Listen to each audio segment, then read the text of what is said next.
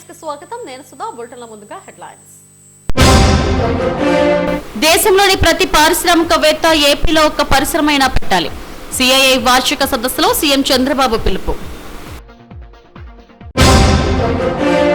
Seethammadhara oxygen towers లో అంగరంగ వైభవంగా హనుమాన్ జయంతి వేడుకలు.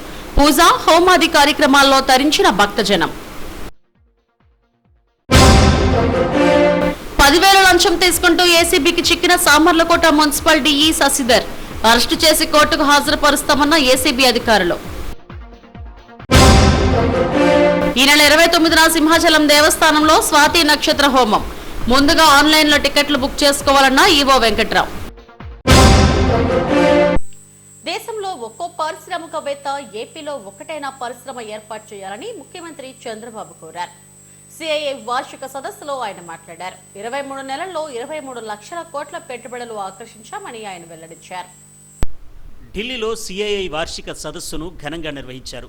భారత పరిశ్రమల సమాఖ్య నిర్వహించిన సదస్సులో ముఖ్యమంత్రి చంద్రబాబు ముఖ్య అతిథిగా పాల్గొని ప్రసంగించారు.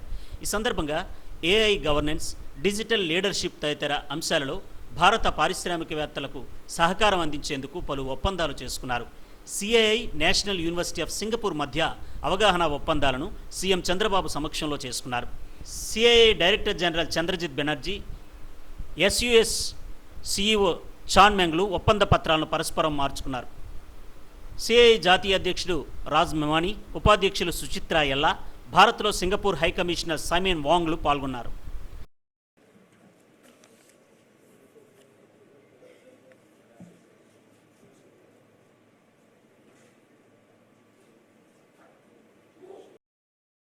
పెట్టుబడుల ఆకర్షణలో ఏపీ 2వ స్థానంలో ఉందని, తొలి స్థానంలో నిలవాలన్నదే తమ లక్ష్యమని సీఎం చంద్రబాబు అన్నారు. ఇప్పుడు భారత్ వేగంగా పరుగులు పెడుతోందని, అన్స్టాపబుల్ స్థాయికి వచ్చిందని అన్నారు. ప్రధానిగా మోడీ ఉండడం మనందరూ అదృష్టమని చెప్పారు. ఇప్పుడు వచ్చే సవాళ్లన్నీ తాత్కాలికమేనని, అంతిమంగా భారత్ వృద్ధి చాలా ప్రోత్సాహకరంగా ఉంటుందని అన్నారు. Even west Bengal huge victory, historic victory. Earlier we used to talk what West Bengal thinks today, country thinks tomorrow. For the last 4-5 decades, West Bengal never thought, no forward. From now onwards, under our Honorable Prime Minister leadership, you are going to see different West Bengal. Unlocking the potential. That is the beauty of our Honorable Prime Minister. He is not only a reformer, always winner. In elections, both has to go together. Otherwise, we will have a problem. If both will go together, there is no defeat for entrepreneurs. You will have a better future in that direction. In this, I wanted to give you one example yesterday. Today, geopolitical situation is a reminder for all of us. We are all thinking how to mitigate. Our Honorable Prime Minister has given national mission. He has given 7 or 8 points. One is postpone purchase of gold. That is first suggestion he has given. Second one, if you see, energy conservation. He has given a great call. I know very well, around 97, 98 I started, around 99 I brought reforms in power sector reforms. That was the first reform in the country itself. I was able to produce good results. I was able to give very good light for the nation. At the same time, I lost election 2004 because of our sector reforms. Very, very tough at that time. People didn't digest. This is where all of us has to think how to conserve energy, and also how to produce energy. 100 the future అనే అంశంపై పలువురు తమ అభిప్రాయాలు వెల్లడించారు. కొత్త తరం నాయకత్వాన్ని తయారు చేయడంలో సిఐఐ గ్లోబల్ లీడర్షిప్ సెంటర్ కీలక పాత్ర పోషిస్తుందని పలువురు పారిశ్రామికవేత్తలు తెలిపారు. సీతమ్మధారలోని ల్యాన్సమ్ ఆక్సిజన్ టవర్స్ లో హనుమాన్ జయంతి ఉత్సవాలు అంగరంగ వైభవంగా జరిగాయి. జయంతి ఉత్సవాల్లో భాగంగా ప్రత్యేక పూజ, హోమాది కార్యక్రమాలు నిర్వహించారు. ఆక్సిజన్ టవర్స్ నివాసితులంతా కుటుంబాలతో హాజరై వేడుకల్లో పాల్గొన్నారు. ఆక్సిజన్ టవర్స్ ప్రాంగణంలోని లక్ష్మీ గణపతి దేవాలయం హాల్ 1 లో కూడా ఉత్సవాలు జరిగాయి. భారతీయ సంస్కృతిలో అత్యంత శక్తివంతుడైన దైవంగా కొలిచే ఆంజనేయ స్వామి జన్మదినోత్సవాన్ని దేశమంతటా వివిధ సమయాల్లో జరుపుకుంటారు. ఈ క్రమంలో తెలుగువారు హనుమాన్ జయంతి పర్వదినాన్ని తిథిని పరిగణలోకి తీసుకుని మంగళవారం నిర్వహించారు. శ్రీరామునికి పరమభక్తుడైన హనుమంతుడు శివుని రుద్రావతారంగా పురాణాల్లో వర్ణించబడ్డాడు. హనుమంతుడు కేవలం శక్తికే కాకుండా అపారమైన బుద్ధికి, వినయానికి నిదర్శనం. సీతాదేవిని వెతకడంలో ఆయన చూపిన చొరవ, లంకను దహించడం, సంజీవని పర్వతాన్ని మోసుకురావడం వంటి ఘట్టాలు హనుమంతుని అజేయమైన శౌర్యాన్ని చాటి చెప్తాయి. హనుమాన్ జయంతిని సీతమ్మధారలోని లాన్సమ్ ఆక్సిజన్ టవర్స్లో అంగరంగ వైభవంగా నిర్వహించారు. ఆక్సిజన్ టవర్స్ ప్రాంగణమంతా హనుమంతుని నామస్మరణతో మార్మోగిపోయింది. చిన్న పెద్ద అనే తేడా లేకుండా ఆక్సిజన్ టవర్స్ రెసిడెంట్స్ అంతా కుటుంబాలతో హనుమాన్ జయంతి ఉత్సవాల్లో పాల్గొన్నారు.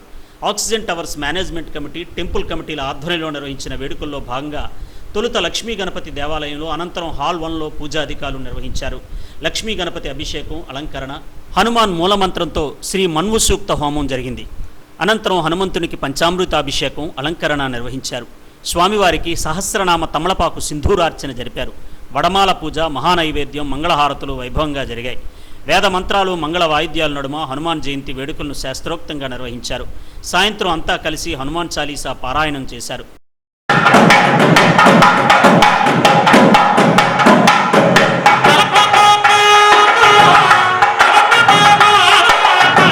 హనుమాన్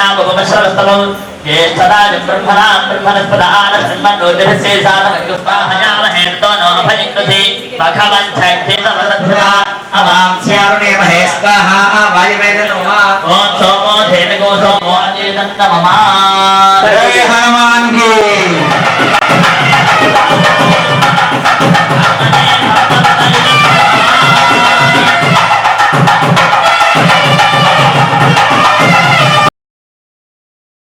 ప్రతి పండుగను ఆక్సిజన్ టవర్స్ ప్రాంగణంలో వైభవంగా నిర్వహించుకుంటామని మేనేజ్మెంట్ కమిటీ అధ్యక్షులు Tirupathi Raju, temple committee chairman Rajanarayana, కార్యదర్శి రాధారాణిలు తెలిపారు.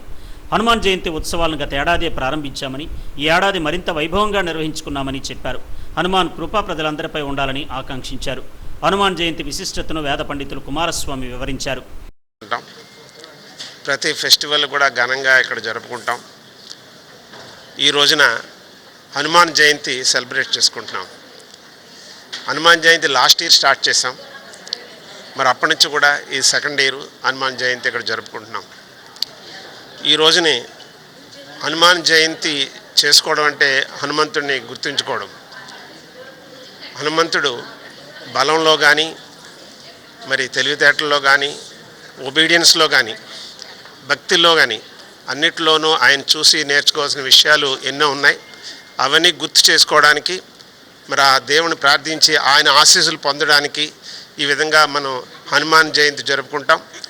మరి ఈ ఫంక్షన్ జరపడంలో మాకు ఇక్కడ కమిటీ ఉంది, టెంపుల్ కమిటీ. మరి ఇక్కడ ఉన్నారు, రాజు గారు ఉన్నారు, ఇక్కడ చైర్మన్ గారు ఉన్నారు, మా కమిటీ తరఫున శివ గారు చూస్తున్నారు, రాధారాణి గారు ఉన్నారు, ఇంకా కమిటీ మెంబర్స్ ఉన్నారు. వీళ్ళందరూ కూడా ఏ కార్యక్రమం అయినా సరే, ఫెస్టివల్స్ అన్నీ కూడా మరి చాలా ఘనంగా ముందుగా ప్లాన్ చేసి చక్కగా మరి పూజా కార్యక్రమాలు నిర్వహిస్తుంటారు. ఈ రోజునే కాదు, రెగ్యులర్గా అక్కడ వేరియస్ కార్యక్రమాలు మరి టెంపుల్లో చాలా యాక్టివ్గా కార్యక్రమాలు వాళ్ళు నిర్వహిస్తున్నారు. ఆ సందర్భంగా మరి మీ ముందు కూడా ఇక్కడ ఈ రోజున we have to appreciate hour temple committee. మరి ఎక్సలెంట్గా, వండర్ఫుల్గా ఎప్పుడూ జరగనట్టుగా మా ఆక్సిజన్ టవర్స్లో కార్యక్రమాలు జరుగుతున్నాయి. అండి, నా పేరు రాజనారాయణ. నేను ఇక్కడ oxygen towers temple committee chairman కింద చేస్తున్నానండి. ఇక్కడ ఈరోజు హనుమత్ జయంతి ఎంతో ఆహ్లాదంగా, కనుల విందుగా జరుగుతోంది. ఉదయం 6:30కి మొదలెట్టి మేము ఇక్కడ వినాయకుడి గుడిలో పంచామృతాభిషేకం అనంతరం మన్యుసూక్త హోమం, మన్యుసూక్తంతో సహా హోమం హనుమంతుడి వారికి హోమం చేసుకున్నామండి గుళ్ళో. ఇప్పుడు ఇక్కడ హాల్లో హనుమంతుల వారికి పంచామృత అభిషేకంతో పాటు సహస్రనామార్చన, సింధూరార్చన, అలాగే ఈ సింధూరంతో అర్చనతో పాటు సహస్రనామం తమలపాకులతోటి చేస్తున్నారండి. ఇది ప్రతి సంవత్సరం లాస్ట్ ఇయర్ మొదలెట్టాం, ఈ సంవత్సరం మరింత జాగ్రత్తగా చేస్తున్నామండి. ఇది ఇలా కంటిన్యూ చేయాలని కోరుకుంటున్నాం. నా పేరు రాధారాణి అండి. నేను టెంపుల్ కమిటీ సెక్రటరీ అండి. లాస్ట్ 4 ఇయర్స్ నుంచి చేస్తూ ఉన్నాను. మేము మార్నింగ్ నుంచి అభిషేకాలు, పూజలు అన్నీ అవుతున్నాయి. ఇప్పుడు కూడా సింధూర పూజ, తమలపాక పూజ అన్నీ ఉన్నాయి. ఈవినింగ్ కూడా సుందరకాండ అని హనుమాన్ చాలీసా చేసుకుంటాము. అలాగే ఎవ్రీ మంత్ కూడా చేసుకుంటాము. మాకు అంతా లేడీస్ అందరం కలిపి ఒక పారాయణం గ్రూప్ పెట్టుకొని అన్ని రకాల పూజలు కూడా చేస్తూ ఉంటామండి. అది జై శ్రీరామ్. నా పేరు కుమారస్వామి. ఇక్కడ సీతమ్మదారిలో, విశాఖపట్నం సీతమ్మదారిలో ఆక్సిజన్ టవర్ టెంపుల్లో పూజారి గారిగా మేము ఉంటున్నాం. ప్రతి సంవత్సరం ఇక్కడ కూడా అన్ని ఘనంగా జరుగుతుంటాయి. ఇక్కడ అందరూ కూడా సహకరిస్తారు, కమిటీ వాళ్ళు అందరూ కూడా. అలాగే ఈరోజు మన తెలుగువారి పండుగ శ్రీ ఆంజనేయ స్వామి వారి జన్మదిన మహోత్సవాలు అత్యంత వైభవంగా జరుగుతున్నాయి.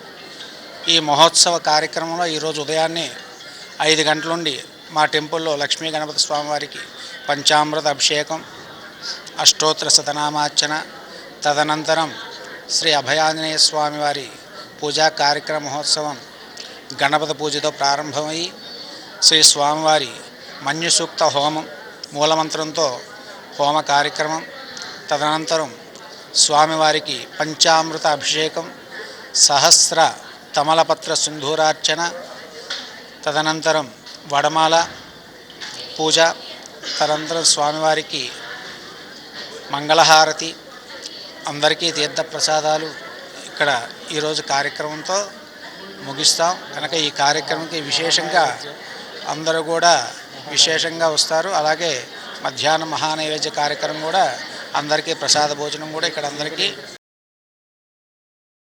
హనుమాన్ జయంతి ఉత్సవాలతో ఆక్సిజన్ టవర్స్ ప్రాంగణం సరికొత్త శోభను సంతరించుకుంది. పెద్ద ఎత్తున భక్తులు పాల్గొని ప్రత్యేక పూజలు నిర్వహించారు. అనంతరం పెద్ద ఎత్తున ప్రసాద వితరణ జరిగింది.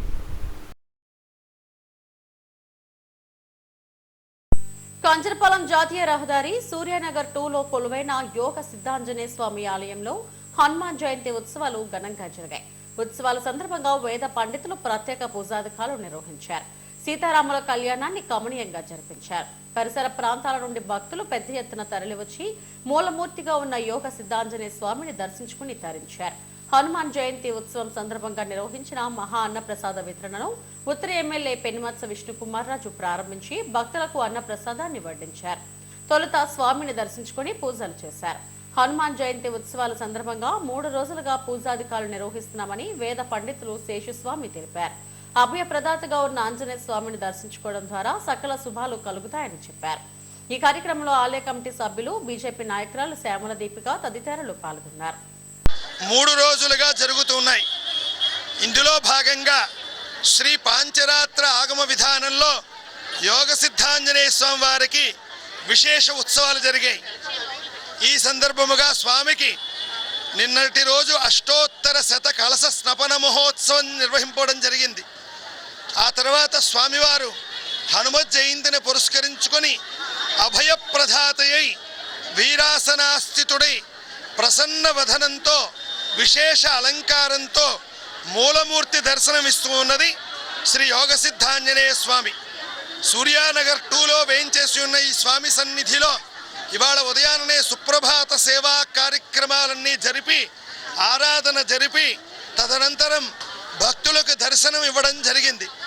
ఈ సందర్భంగా అనేక వేల మంది భక్తులు మూలమూర్తిగా ఉన్న యోగ సిద్ధాంజనేయ స్వామిని ఈ అలంకారంలో చూసి అందరూ తన్మయత్వాన్నిక్షంగా ఉండి సకాలాలలో వర్షం పడి రాష్ట్రము, ప్రాంతము, దేశము సుభిక్షంగా ఉండాలని స్వామి హనుమ పాదాలు పట్టుకొని ప్రార్థన చేస్తూ ఉన్నాం. సర్వ విధములైన శ్రేయోదాయకమైన బుద్ధి, బలము, ధైర్యము ఇవ్వగలిగిన వాడు స్వామి హనుమ. శ్రీమద్ రామాయణంలో తనకంటూ ఏది ఉంచుకోకుండా సీతారాముల కళ్యాణం ఎంత ముఖ్యమో సీతారాముల చరిత్రలో హనుమ వైభవం అంత గొప్పది.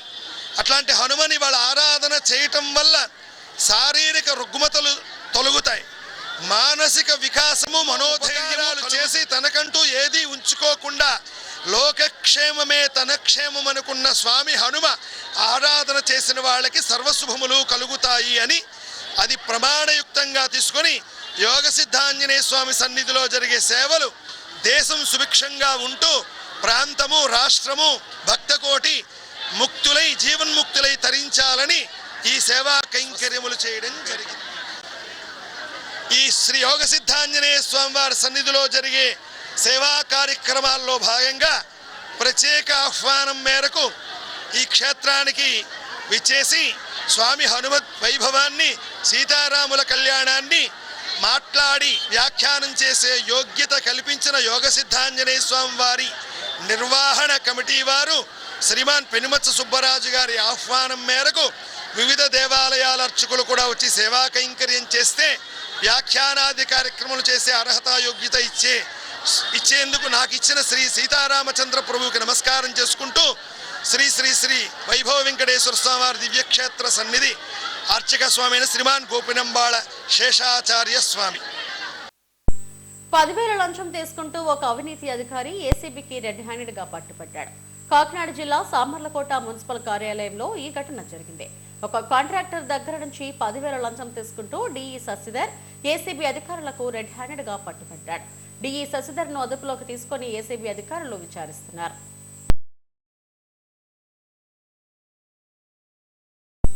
పెందుర్తి మండలం చింతలగ్రహారం గ్రామానికి ఆనుకొని ఉన్న మేఘాద్రిగడ్డ రిజర్వాయర్లో ఒక గుర్తు తెలియని వ్యక్తి మృతదేహాన్ని పోలీసులు కనుగొన్నారు. సుమారు 35 ఏళ్ల వయసున్న ఈ వ్యక్తి శరీరంపై బట్టలు లేవు, ఆకుపచ్చ రంగు షార్ట్ ధరించి ఉన్నాడు. శరీరమంతా రక్తపు గాయాలతో ఉన్న ఇతడి మృతదేహాన్ని పోలీసులు వెలికితీసి పోస్ట్ మార్టంకు తరలించారు. కేసును పెందుర్తి సీఐ సతీష్ కుమార్ ఆధ్వర్యంలో దర్యాప్తు చేస్తున్నారు. మృతుడి వివరాలు తెలియాల్సి ఉంది.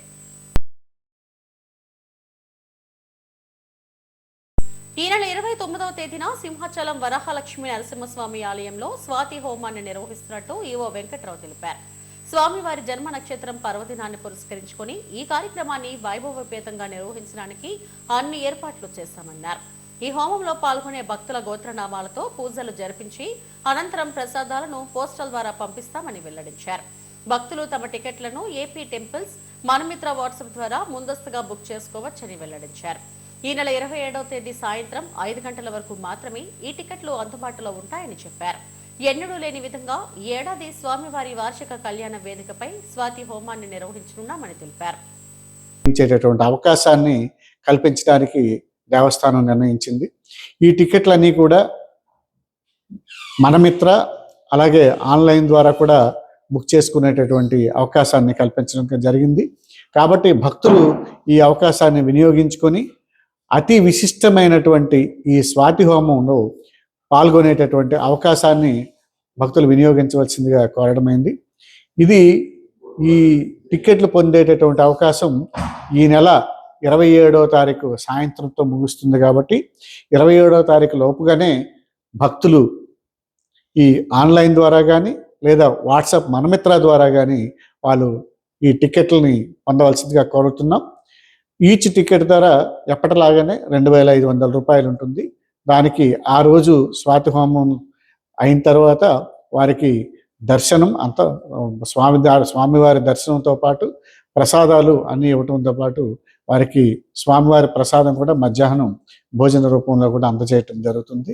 కాబట్టి భక్తులందరూ ఈ ప్రత్యేకమైనటువంటి అవకాశాన్ని వినియోగించుకొని అతి విశిష్టంగా జరిపేటటువంటి ఈ నెల 29వ తారీఖున జరిపేటటువంటి ఏదైతే స్వాతి హోమంలో ఉందో స్వాతి హోమంలో పాల్గొనేటటువంటి సువర్ణ అవకాశాన్ని భక్తులందరూ వినియోగించుకొని ఆ నృసింహుడి యొక్క ఆశీస్సుల్ని పొంది తీర్థ ప్రసాదాలను కూడా పొంది తరించవలసిందిగా అందరు భక్తులకు మా యొక్క వినవి.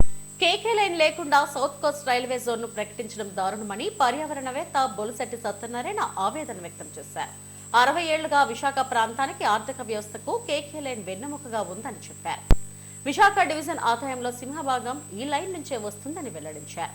2014లో రాష్ట్ర విభజన సమయంలో ఆదాయం వచ్చే హైదరాబాద్ ను తెలంగాణకు ఇచ్చి ఆంధ్రాకు అన్యాయం చేశారని చెప్పారు. 12 ఏళ్ల తర్వాత కేకే లైన్ ను రాయగడ డివిజన్ లో కలిపి మరోసారి ద్రోహం చేశారని మండిపడ్డారు. కూటమి నేతలు ఈ విషయాన్ని పరిశీలించి కేకే లైన్ తో కూడిన రైల్వే జోన్ ను ప్రకటించాలని కోరారు. రైల్వే జోన్ ఇచ్చేసామని చెప్పారు. 1వ తారీఖు జూన్ నుంచి వస్తుందంటే అందరూ సంతోషించాం. కానీ విషయం ఏంటంటే కేకే లైన్ మంది కాదు, కేకే లైన్ రాయగడ కలుపుతామని. కేకే లైన్ అనేది దాని చరిత్ర చూస్తే 1960లో విశాఖపట్నం కిరండోల్ లైన్, కొత్త వలస కిరండోల్ లైన్ అంటారు. కేకే లైన్ అనేది స్టార్ట్ చేశారు. స్టార్ట్ చేసి 67 నుంచి అది ఆపరేషన్లో ఉంది. దాదాపు 60 సంవత్సరాలు అయింది. 60 సంవత్సరాల నుంచి విశాఖపట్నం ఎక్స్పోర్ట్స్లో విశాఖపట్నం పోర్ట్ నెంబర్ 1గా ఉండడానికి ప్రధాన కారణం ఏంటంటే ఈ కేకే లైన్. ఇప్పుడు కేకే లైన్ తాలూకా గోల, నాయిస్, ట్రాఫిక్ అంతా మనకి, డబ్బులు మాత్రం ఒరిస్సా స్టేట్కి ఇస్తామంటే ఎలా కుదురుతుంది? మన రాష్ట్ర విభజన సమయంలో అప్పుడు కాంగ్రెస్ పార్టీ అన్యాయం చేసిందని గోలెట్టి ఇప్పుడు కూటమి నాయకులు కూడా ఆలోచించాల్సింది ఏంటంటే అటువంటి తరహా అన్యాయమే జరుగుతుంది. ఇప్పుడు అంత పెద్దది కాకపోయినా కొద్దిగా చిన్నది. అప్పుడు హైదరాబాద్ డబ్బులు వచ్చి ఆదాయం వచ్చి హైదరాబాద్ నగరాన్ని క్యాపిటల్ ఏమో తెలంగాణకి ఇచ్చేసి మనకేమో మొండి చూపించారు. ఇప్పుడేమో ఆదాయం వచ్చి కేకే లైన్ ఏమో అటు రాయగడకు డైవర్ట్ చేసి డివిజన్ చేసి మనం అడుగుతున్నది ఏంటి? ముందు నుంచి వాల్టర్ డివిజన్తో సహా కావాలంటే వాల్టర్ పేరు తీసేసి విశాఖపట్నం డివిజన్ అని పెట్టి కేకే లైన్ తీసేయడం అనేది కరెక్ట్ కాదు. కాబట్టి ఈ విషయం రాజకీయ నాయకులు మరొకసారి ఆలోచించాలి, ఒత్తిడి తీసుకురావాలి. 1 జూన్ నుంచి వస్తుంది, చాలా సంతోషం. మనకు జోన్ వచ్చింది, సంతోషమే. కానీ అందులో 7,000 కోట్ల రూపాయలు దాదాపు వార్షిక ఆదాయం ఉన్న ఆ కేకే లైన్ని సపరేట్ చేయడం అనేది కరెక్ట్ కాదు. ఇది ఉత్తరాంధ్ర సెంటిమెంట్ అది. ఎందుకంటే ఎప్పటి నుంచో మన అభివృద్ధి దాంతో ఇప్పుడు మనం ఎలాగైతే విశాఖ ఉక్కు కూడా గన్నులు తేవడానికి మన వాళ్ళందరూ నిర్లిప్తత వల్ల గన్నులు రాకుండా పోయినాయి. ఇప్పటి వరకు గన్నులు రాకుండా పోవడానికి ప్రధాన కారణం ఏంటంటే కేవలం రాజకీయ నాయకుల నిర్లక్ష్యం. ప్రైవేట్ దాంట్లో స్టీల్ ప్లాంట్ పెడదామని కానీ మొత్తం అందరూ వెళ్ళిపోయి బ్రహ్మాండంగా బాధ్యాలు కొడుతున్నారు. మన గవర్నమెంట్ దానికి ఈ రోజు కూడా ఒక సొంత గనులు సంపాదించుకోలేకపోతున్నాం. అలాగే విశాఖపట్నం డివిజన్, వాల్టర్ డివిజన్ని ఇలాగ సపరేట్ చేసి 2 ముక్కలు చేసి ఆదాయం వచ్చేదాన్ని అటు ఇవ్వడానికి తీవ్రంగా వ్యతిరేకిస్తున్నాను నేను. అలాగే మేధావులందరూ కూడా కొద్దిగా ఆలోచించాలి. ఆ 7,000 కోట్లలో కనీసం ఒక 5,000 కోట్లు మనకు వచ్చి 2,000 కోట్ల వాళ్ళ ఖర్చులకు పోయినా పర్వాలేదు, కానీ ఆదాయం అక్కడ వ్యయం ఎక్కడ అంటే కుదరదు. ఇదేదో పంపకంలో ఆవు తలభాగం ఆంధ్రాకి ఇస్తాం, పొదుగు భాగం పాలిచ్చి భాగం ఏమో ఒరిస్సాకి ఇస్తాం అన్నట్టు ఉంది. నాయకుల సర్దుబాటు కొద్దిగా ఆలోచిస్తారని, మేధావులందరూ ఆలోచిస్తారని విజ్ఞప్తి చేస్తున్నారు. తిరుమల శ్రీవారిని పలువురు సినీ ప్రముఖులు దర్శించుకున్నారు. సినీ నటుడు తనీష్ తో పాటు సీనియర్ నటుడు హీరో రాజశేఖర్, జీవిత దంపతులు తమ కుమార్తెలు శివాని, శివాత్మికలతో కలిసి స్వామివారిని దర్శించుకున్నారు. తన అన్న కుమార్తెకు వివాహమైన నేపథ్యంలో కుటుంబ సభ్యులతో శ్రీవారిని దర్శించుకున్నట్టు హీరో రాజశేఖర్ చెప్పారు. తాము తెలుగు, తమిళ చిత్రాల్లో నటిస్తున్నామని శివాని, శివాత్మికలు వెల్లడించారు. వచ్చాము, దర్శనమైంది, వెళ్ళిపోతున్నాము. హైదరాబాద్ లో జరిగింది. సో పాపని బాబుని తీసుకొని ఫ్యామిలీ మొత్తం ఆయన సిస్టర్స్, బ్రదర్స్ అంతా వచ్చాము.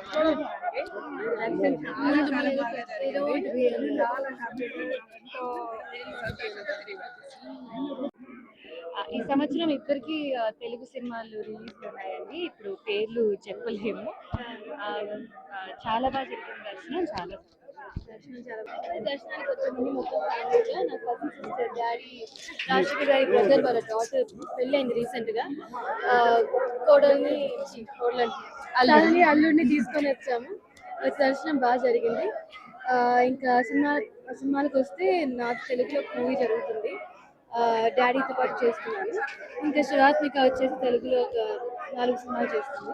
నా తమిళ్లో ఒక సినిమా రిలీజ్ ఉంది. సో దేవుడి దర్శనం బాగా జరిగింది. ఇంకా ఇంకా మీదటి కూడా మా కెరియర్ అంతా కూడా చాలా బాగా ఆయన బ్లెస్ చేస్తారని కోరుకుంటూ.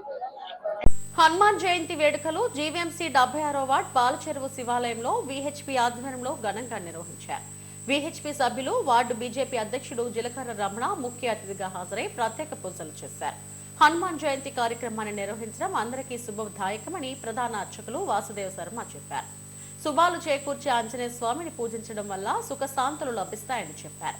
ఈ కార్యక్రమంలో జీలకర్ర భువనేశ్వరి తదితరులు పాల్గొన్నారు.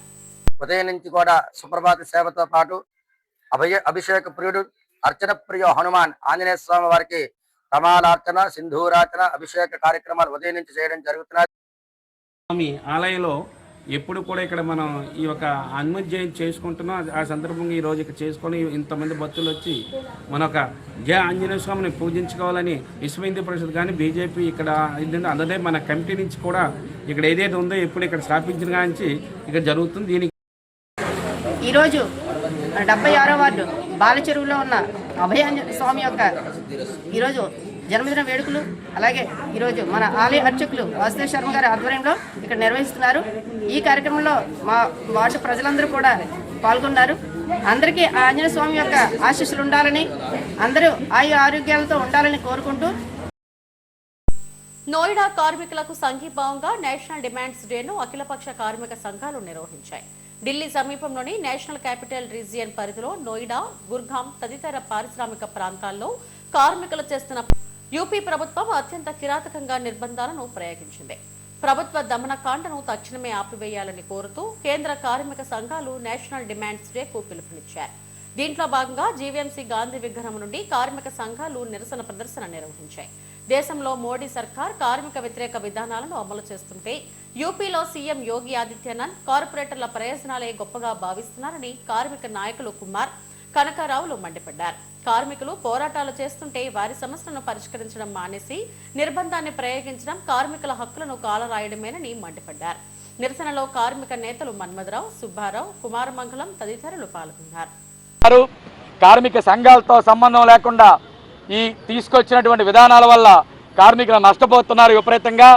లేబర్ కోడ్స్ ఏదైతే అమలు చేయడానికి అక్కడ పూనుకున్నారో మొట్టమొదటిగా ఈ లేబర్ కోడ్స్ వల్ల విపరీతంగా పని గంటలు పెరిగాయి. 8 గంటలు కాస్త 12 గంటలు, 14 గంటలు వాళ్ళ చేత వెట్టి చాకరీ చేయిస్తూ ఉన్నారు.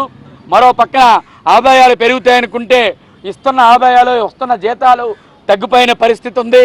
అలాగే విపరీతమైన శ్రమ దోపిడీ పెరిగింది. ఈ హక్కులన్నీ కాలు రాసే విధంగా నరేంద్ర మోడీ గారు ప్రభుత్వం ఈ రూల్స్ని ఫ్రేమ్ చేసింది. రాష్ట్రాల్లో కూడా రూల్స్ని ఫ్రేమ్ చేసి దీన్ని అమలు చేయాలని చెప్తున్నారు. ఇదే కనుక అమలు జరిగితే కార్మికులు తీవ్రంగా నష్టపోతారు, బానిసల్లాగా మారుతారు. ఈ లేబర్ కోడ్స్ పూర్తిగా కార్పొరేట్ కంపెనీలకి లాభాలు చేకూర్చే విధంగా, కార్మికులను బానిసలుగా మార్చే విధంగా ఉన్నాయి. కాబట్టి ఎట్టి పరిస్థితుల్లోనూ ఈ లేబర్ కోడ్స్ను రద్దు చేయాలని చెప్పి మేము కేంద్ర కార్మిక సంఘ ఈ కార్మిక చట్టాలు 44 కార్మిక చట్టాలు బదులుగా 4 కోడ్స్ తీసుకురావటం అన్నది ILO కన్వెన్షన్ 144కి వ్యతిరేకం కంప్లీట్గా. అదేవిధంగా అందులో భాగంగా ఈ కార్మికులు సాధించుకున్న 44 కార్మిక చట్టాల్లో ముఖ్యంగా 81 కన్వెన్షన్ 81 ప్రకారంగా ఈరోజు లేబర్ ఇన్స్పెక్షన్ అన్నది లేకపోవటమే నోయిడాలో జరిగిన ఇన్సిడెంట్స్. మీరు బాగా అండర్స్టాండ్ చేసుకోవాలి ఈ పాయింట్ని. ఎందుకంటే కార్మికుల తాలూకా జీతాలు ఎలా ఉన్నాయో, వాళ్ళ తాలూకా వెల్ఫేర్ ఎలా ఉంది, వాళ్ళ తాలూకా ఆర్థిక పరిస్థితి, అక్కడ పని గంటలు ఎలా ఉందని చూసే అధికారం లేబర్ ఇన్స్పెక్టర్స్కి ఉండేది. అది కంప్లీట్గా తీయటం మూలంగా ఈరోజు అక్కడ దోపిడీకి ఒక అవకాశం ఇచ్చి ఈరోజు హిందువులు పోలవరం ప్రాజెక్టును 2027 జూన్ నాటికి పూర్తి చేసి ప్రధాని నరేంద్ర మోడీ చేతుల మీదుగా జాతికి అంకితం చేస్తామని రాష్ట్ర జలవనరుల శాఖ మంత్రి నిమ్మల రామానాయుడు అన్నారు. ముఖ్యమంత్రి చంద్రబాబుతో కలిసి ఢిల్లీలో కేంద్ర జలశక్తి మంత్రి సిఆర్ పాటిల్తో జరిగిన సమావేశంలో పాల్గొన్న అనంతరం మీడియాతో మాట్లాడారు. పోలవరం సత్వర పూర్తికి అన్ని రకాల సహాయ సహకారాలు అందిస్తామని, నిర్వాసితులకు పునరావాసం, పరిహారాలకు సంబంధించిన నిధులను సకాలంలో సమకూరుస్తామని జలశక్తి మంత్రి హామీ ఇచ్చారని చెప్పారు. గోదావరి నది నుంచి సముద్రంలో కలిసిపోయే 3000 టీఎంసీల జలాల్లో కొంత వినియోగించుకుని రాష్ట్రాన్ని కరువు రహితంగా మార్చేందుకు ప్రతిపాదించిన పోలవరం నల్లమల సాగర్ ప్రాజెక్టుకు అవసరమైన అనుమతులు ఇవ్వాలని కోరినట్టు చెప్పారు. కాలువలకు బదులు పైప్ లైన్ ద్వారా నీటి సరఫరాకు ఎంపికైన విజయనగరం జిల్లాలో పనులు ముందుకు తీసుకెళ్తున్నట్టు కేంద్ర మంత్రికి వివరించామని రామానాయుడు తెలిపారు. 4 నెలల పరిపాలనా కాలంలో చంద్రబాబు నాయుడు గారు ఢిల్లీ వచ్చినప్పుడు కూడా ప్రత్యేకించి పాటిల్ గారి కేంద్ర జలశక్తి మంత్రివర్యులతో కూడా పలు దఫాలుగా ఆయనతో సమావేశమవుతూ ఆంధ్రప్రదేశ్ రాష్ట్రంలో సాగునీటి రంగానికి మరింత ఊతమిచ్చేటువంటి విధంగా కేంద్ర సహాయ సహకారాలను ఎప్పటికప్పుడు అభ్యర్థిస్తూ అందులో భాగంగానే ఈరోజు కూడా కేంద్ర జలశక్తి మరి పాటిల్ గారితో చంద్రబాబు నాయుడు గారు కూడా ఒక మంచి వాతావరణంలో ఈ యొక్క ఆంధ్రప్రదేశ్ రాష్ట్రం వైపు నుంచి ఏవైతే ఈ యొక్క నీటిపారుదలకు సంబంధించినటువంటి విషయాలు ఉన్నాయో వాటన్నిటిపైన కూడా మంచి వాతావరణంలో కూలంకషంగా చర్చించడం జరిగింది. అందులో ప్రధానంగా పోలవరం ప్రాజెక్టు ఆంధ్రప్రదేశ్ రాష్ట్రాన్ని భవిష్యత్తులో ఒక కరువు రహిత రాష్ట్రంగా మార్చేటువంటి జాతీయ ప్రాజెక్టు పోలవరం ప్రాజెక్టు కేంద్రం అందిస్తున్నటువంటి సహకారానికి ధన్యవాదాలు తెలియజేసుకుంటూ ఏదైతే కేంద్రం అదేవిధంగా బీపీఏ సిడబ్ల్యూసి నిర్దేశించినటువంటి కాలం 2027 జూన్ కల్లా పోలవరాన్ని పూర్తి చేస్తామనే విషయాన్ని కూడా ఈరోజు మరి ముఖ్యమంత్రి గారు కూడా జలశక్తి మంత్రి గారితో కూడా మాట్లాడడం జరిగింది. ఎందుకంటే గత 5 సంవత్సరాల వైఎస్ఆర్సీపీ పాలనలో పోలవరం ఎప్పటికి పూర్తవుతుందో చెప్పలేమని పోలవరాన్ని ప్రశ్నార్థకం చేసినటువంటి స్థితి గత పాలనలో జరిగితే ఈరోజు చాలా క్లియర్గా 2027 జూన్ కల్లా పోలవరం ప్రాజెక్టుని పూర్తి చేస్తూ ఉన్నాం. ఖచ్చితంగా ఒక మంచి డేట్ టైము తీసుకుని ఆ యొక్క ప్రధానమంత్రి గారి యొక్క చేతుల మీదుగా ఆ యొక్క పోలవరం ప్రాజెక్టుని రేపు 2027కి మనం జాతికి అంకితం చేయాలనేటువంటి ఆలోచన కూడా చంద్రబాబు నాయుడు గారు అదేవిధంగా జలశక్తి కేంద్ర మంత్రి వారు కూడా మరి ఈవేళ డిసిషన్ కూడా తీసుకోవడం జరిగిందనే విషయాన్ని కూడా ఈ సందర్భంగా తెలియజేసుకుంటూ ఆ రకంగా రేపు 2027 జూన్కి ఆ సీజన్ కల్లా ఆ పోలవరం ప్రాజెక్టుని ప్రధానమంత్రి గారు అదేవిధంగా మరి ఈ యొక్క కేంద్ర జలశక్తి మంత్రి వీరందరూ కూడా సమక్షంలో ప్రాజెక్టుని పూర్తి చేస్తామనేటువంటి ఒక భరోసాని ఈరోజు ఇవ్వడం జరిగిందని చెప్పి తెలియజేసుకుంటూ ఉత్తర శ్రీలంక తీరం నైరుతి బంగాళాఖాతంలో అల్పపీడనం ఏర్పడింది. ఈ నెల 13వ తేదీకి బలపడే అవకాశం ఉందని విశాఖ వాతావరణ కేంద్రం తెలిపింది. దీని ప్రభావంతో రాష్ట్రంలో అక్కడక్కడ పిడుగులతో కూడిన తేలికపాటి వర్షాలు కురుస్తాయని వాతావరణ కేంద్రం అధికారి తెలిపారు. శ్రీకాకుళం, విజయనగరం, పార్వతీపురం, పోలవరం, అల్లూరి, విశాఖ ఉమ్మడి జిల్లాలు, ఉభయ గోదావరి జిల్లాలు, చిత్తూరు, తిరుపతిలో వర్షాలు కురిసే అవకాశం ఉందన్నారు. కొన్ని జిల్లాల్లో ఎండ ప్రభావం కూడా ఉంటుందని చెప్పారు. పోలవరం, అల్లూరు జిల్లాల్లో వడగాలులు వీచే అవకాశం ఉందని తెలిపారు. ద్రోణి ఉత్తర తమిళనాడు మీదుగా, రాయలసీమ మీదుగా, ఉత్తర అంతర్గత కర్ణాటక మీదుగా 0.9 కిలోమీటర్ల ఎత్తులో కొనసాగుతుంది. ఈ పరిస్థితితో పాటుగా రాబోయే వారాంతానికి ఋతుపవనాలు అండమాన్ పరిసర ప్రాంతాలకు చేరుకునే పరిస్థితులు, అనుకూల పరిస్థితులు కనిపిస్తున్నాయి. ఇక ఈ ఉపరితల ద్రోణి వలన రాష్ట్రంలో రాబోయే 5 రోజులు కూడా చెదురుముదురుగా వర్షాలు పడే అవకాశం ఉంది. ముఖ్యంగా ఉత్తర కోస్తా జిల్లాల్లో ఈ రోజు నుంచి రాబోయే 5 రోజులు 1-2 చోట్ల ఉరుములు మెరుపులతో కూడిన చిరు మధ్యస్థమైన వర్షపాతం నమోదయ్యే అవకాశం కనిపిస్తుంది. ఇక దక్షిణ కోస్తా జిల్లాల్లో తేలికపాటి జల్లులు నమోదయ్యే అవకాశం ఉంది. రాయలసీమలో కూడా రేపటి వరకు 2 రోజుల వరకు కోస్తా జిల్లాల్లో ఈదురుగాలులు 30 నుంచి 40 కిలోమీటర్ల వేగంతో వీచే అవకాశం ఉంది. 3వ రోజు నుంచి 5వ రోజు వరకు 40 నుంచి 50 కిలోమీటర్ల వేగంతో వీచే అవకాశం ఉంది. రాష్ట్రంలో గరిష్ట ఉష్ణోగ్రతల్లో రాబోయే 5 రోజుల్లో పెద్దగా మార్పు కనిపించటం లేదు. గడిచిన 24 గంటల్లో కర్నూలులో అత్యధిక గరిష్ట ఉష్ణోగ్రత 40.2 డిగ్రీలు నమోదైంది. ఇక కోస్తా జిల్లాల్లో ముఖ్యంగా నెల్లూరు, జంగమహేశ్వరపురంలో 39.8 డిగ్రీల గరిష్ట ఉష్ణోగ్రత నమోదైంది. గడిచిన 24 గంటల్లో పాడేరులో అత్యధిక వర్షపాతం 10.6 మిల్లీమీటర్ల వర్షపాతం నమోదైంది. మిగిలిన కొన్ని చోట్ల తేలికపాటి జల్లులు నమోదయ్యాయి. కోళ్ల వ్యర్థాలతో చేపల సాగు చేస్తున్న వారిపై మత్స్యశాఖ అధికారులు దాడులు నిర్వహించారు. ఎన్టీఆర్ జిల్లా జి కొండూరు, కవులూరు, రెడ్డిగూడెం, కుంటముక్కల, వెల్లడం తదితర గ్రామాల్లో ఏకకాలంలో అధికారులు చేపల చెరువులను తనిఖీ చేశారు. మత్స్యశాఖ అధికారిని చక్రాని ఆధ్వర్యంలో తనిఖీలు నిర్వహించారు. తాము ఎన్నిసార్లు చెబుతున్నా రైతులు వినిపించుకోవడం లేదని అధికారులు తెలిపారు. ఈ నేపథ్యంలో కొన్ని చేపల చెరువులకు జరిమానా విధించారు. మరికొన్ని చేపల చెరువులను సీజ్ చేశారు. నేను మాట్లాడండి, వేరే చెరువులకి వెళ్ళాలా లేదా మేము డిసైడ్ చేసుకుంటాంలేండి. నేను ఇప్పుడు ఫీల్డ్కి వచ్చానండి, మైదానం నుంచి కౌలూరు.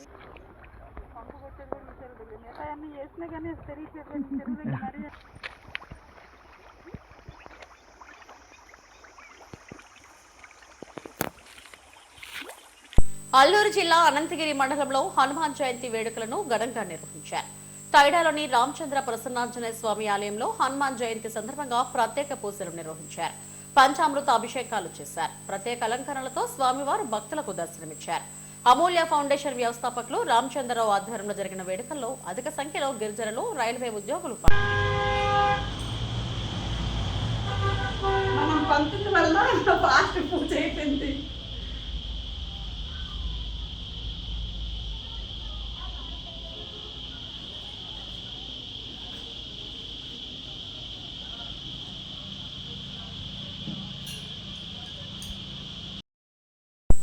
అక్కిరెడ్డిపాలెం స్వర్ణ వార్డును జిల్లా కలెక్టర్ అభిషేక్ కిషోర్ ఆకస్మికంగా తనిఖీ చేశారు.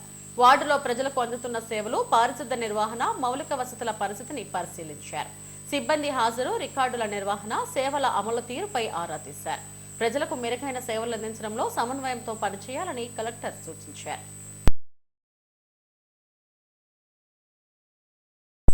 హెడ్లైన్స్ మరోసారి. దేశంలోని ప్రతి పారిశ్రామికవేత్త ఏపీలో ఒక పరిశ్రమైనా పెట్టాలి. సిఐఐ వార్షిక సదస్సులో సీఎం చంద్రబాబు పిలుపు. సీతమ్మధార ఆక్సిజన్ టవర్స్ లో అంగరంగ వైభవంగా హనుమాన్ జయంతి వేడుకలు. పూజ, హోమాది కార్యక్రమాల్లో తరించిన భక్తజనం. 10,000 లంచం తీసుకుంటూ ఏసీబీకి చిక్కిన Samarlakota municipal DE Sasidhar. Arrest చేసి కోర్టుకు హాజరుపరుస్తామన్న ఏసీబీ అధికారులు. ఈ నెల 29న సింహాచలం దేవస్థానంలో స్వాతి నక్షత్ర హోమం. ముందుగా ఆన్లైన్లో టికెట్లు బుక్ చేసుకోవాలన్న ఈవో వెంకట్రావు. ఇవి ఇప్పటివరకు నాకు బులెటిన్ అప్డేట్స్.